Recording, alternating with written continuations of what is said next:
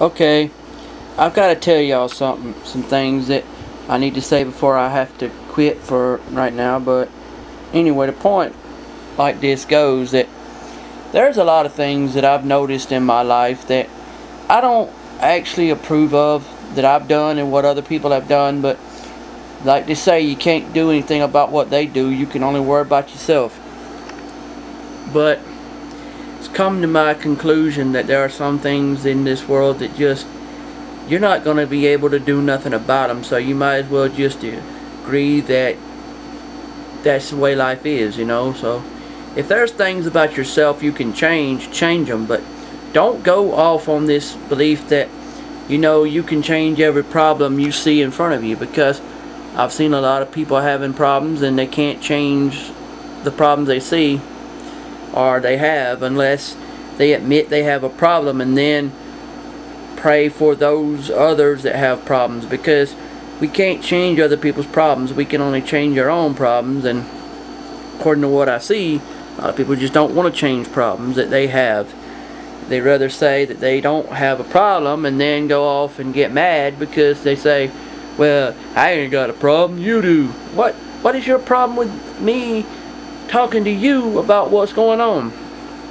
I mean, you know, if you got something going on that ain't right, change it if you can do so. And if you can't, find out why you can't change it. I mean, it's simple as that, you would think.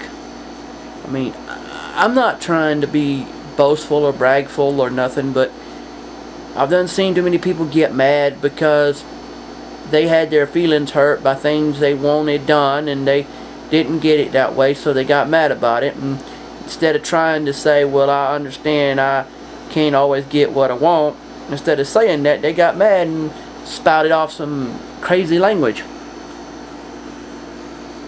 And I mean, we can't just say, well, you want it this way or that way, so here's how it's gonna be. Hold on, excuse me, we're just trying to do this right.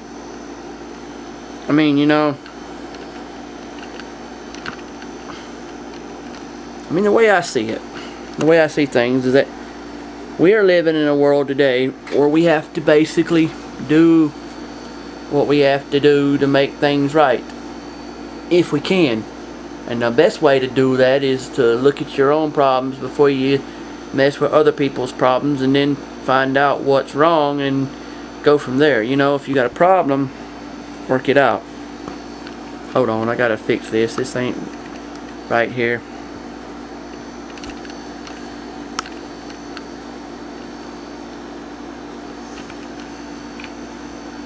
Ain't doing right I wanted it to do. Maybe it will as soon as I get it straightened out here.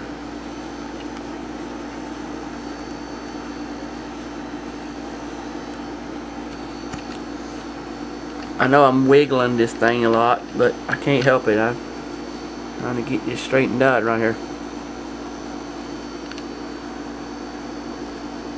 This thing ain't probably gonna work right after a while. Let's see if I can get it best I can.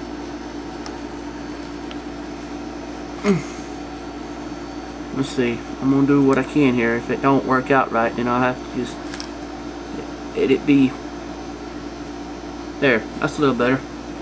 Okay, but my point is that I've seen people basically just take it upon themselves to say, well, now, realizing my eyes go to one side, I'm basically looking at the screen that shows that I'm recording myself. But anyway, let me give you an example. If I was to take and get mad because somebody didn't do what I wanted them to do, that would in itself would be a stupid thing to do, because we're not supposed to get mad at what people do unless what they do is in our place to get mad about. But if we see something wrong with ourselves, change that thing. But you know how the world is these days. They'll sit there and say they don't have a problem, or they have a problem and don't want to admit to it, and then it gets out of hand, and then the next thing you know, well, the whole world is looking at them funny. I say, if you got a problem and you know you do, speak up about it. Say, look, I've got a problem and I need to fix it, and I will fix it. Don't say, well, I got a problem and I need to fix it and I won't fix it, because that one in itself tells people that you don't care about nothing but your own greed and own want. Greed, in the sense of this story, would be where you say, I am a man or a woman and I refuse to share my problems with people. Well, you should share your problems with people that matter. Like, you have family and friends that do care about you. Well, look to them and talk to them about it. Also, talk to the Lord and pray to the Lord about it. You know, right now I'm doing a little reflection time, or, you know, devotional time right now. Just a little something before I have to take off for the evening. And I just wanted to let you know, okay, of course, there are times in history when, I don't know how to put it. Let's see, hold on here. Oh, okay. There's like times when people that preach and teach take and do a little short message as basically a reminder, Yeah, I preach the YouTube Church of Broxton, Georgia, also known as Unity Church of Broxton, Georgia, and basically my point to my story is that I believe, as Pastor Isaac David Brigman, born May the 15th, 1981, I believe that, you have to look at yourself in the mirror and say, look, as a man of God, whether it be a member of a church or a preacher of a internet church or a building church, you have to realize that there are two forms of communication with your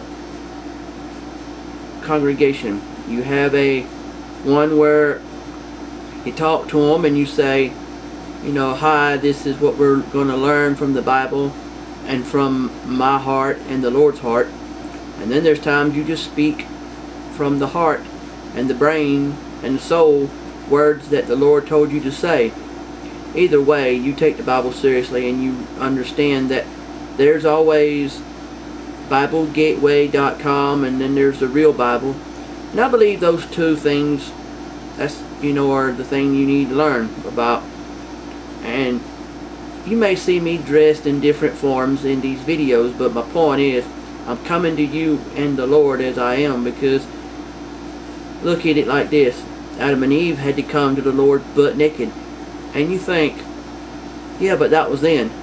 Yeah, but don't you come to the Lord in a manner of speaking when you come out of the shower and you're butt naked then too? So what's the big deal? And I get so tired of people's attitude.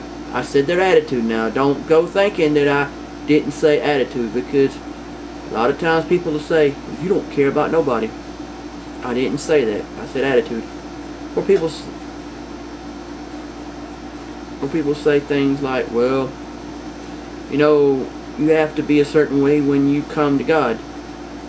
Well, if you came to God perfectly, you wouldn't have any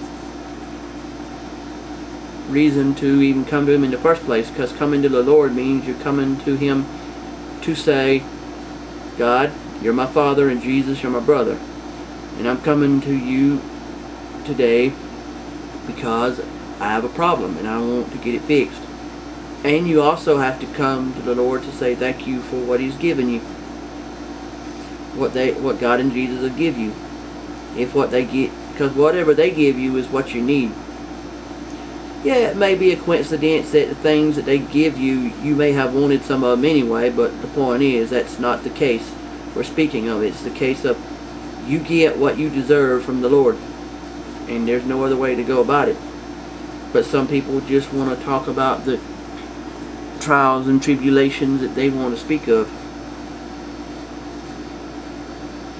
And I'm not trying to get nothing started here. I'm just saying, if we lived our life according to what some people believe that way of thinking is, what they think living your life is about, you'd end up in some deep mess, very deep mess. And I'm serious.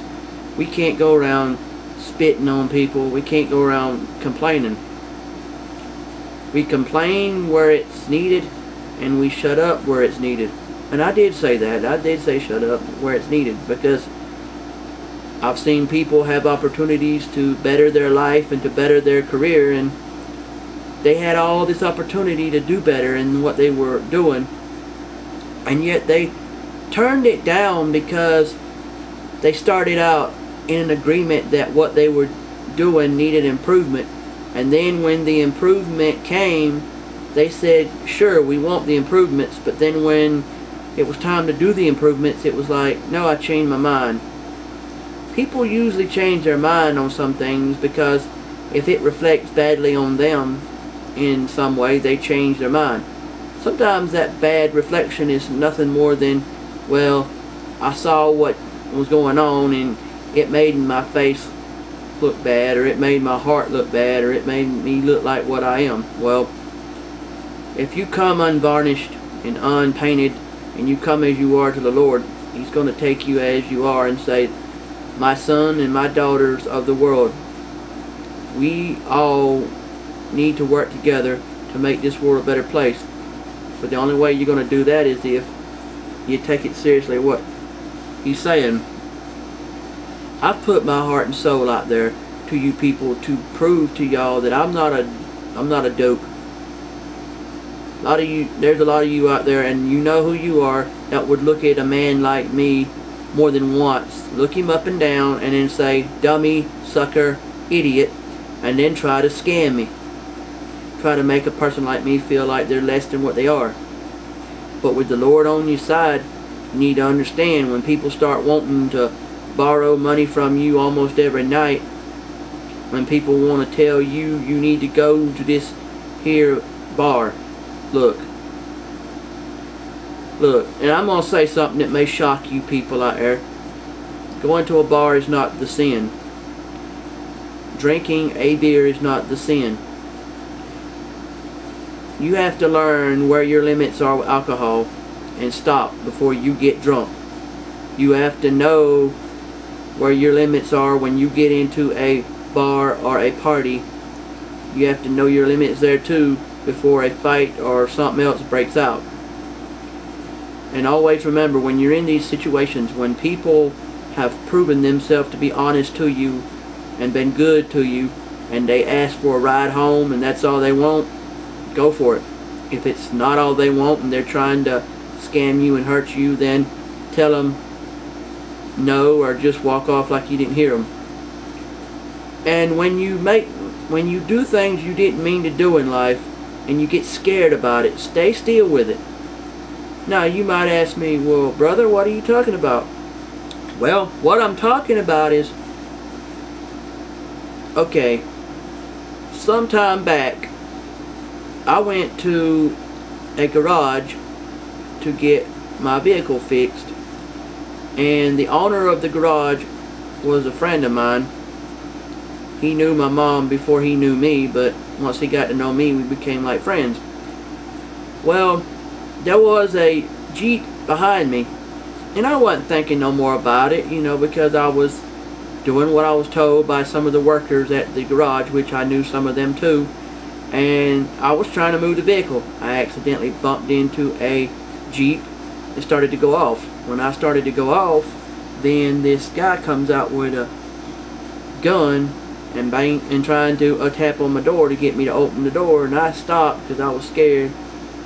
And then he apparently called the law, thinking I was trying to do a hit and run, and I was trying to go over there to where I had to get the vehicle fixed. Well, make a long story short, I should have stopped to try to get the thing seen about the situation, and he shouldn't have tried to run after me with a gun and then deny that it happened when everybody saw him with the gun.